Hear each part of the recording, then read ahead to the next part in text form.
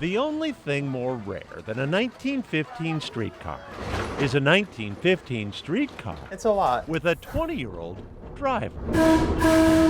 Rarer still, a 20-year-old driver with 20 years of experience. I was told my first trolley ride was when I was about 2 weeks old.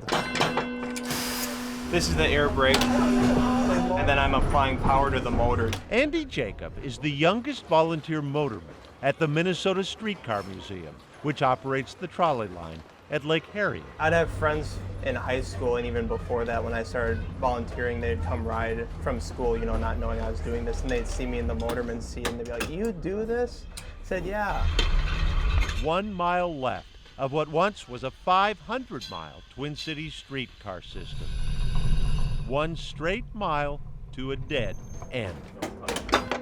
Meaning someone needs to back the trolley up.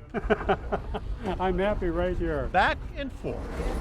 Andy up front driving north, and in the back driving south. We've got our road guard here. Jerry Olson, Andy's grandpa. It's pretty neat. From the old generation to the younger generation. From as far back as Andy can remember, he's been joining his grandpa on the trolley. He was a gentle force. He would tell me stories. Where Andy learned that his great-great-grandpa On the right. had been a streetcar motorman too. Yeah. Grandpa to grandson. Connections. I think Grandpa was probably smiling, you know. When I finally became 18, it was kind of like, finally, now I can do this for real. All aboard. And then Tokens right here. he did. Okay, there you go. Thank you. Which put Andy In its heyday in the 20s. exactly where he needed to be on the worst of Jerry's days. July last year, the museum's 1915 streetcar was being readied for towing by its 1953 model. Jerry was fitting a heavy metal tow bar into this coupler when the 22-ton streetcar suddenly moved forward.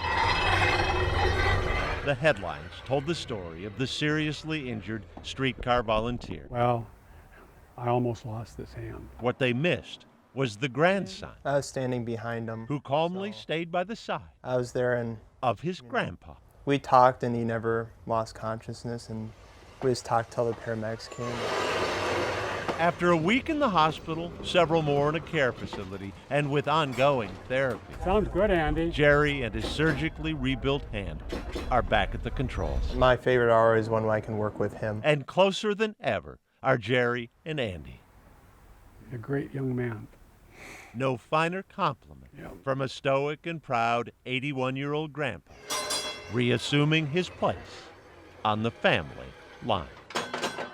Boyd Huppert, KARE 11 News, Thanks for riding. Minneapolis. Come again.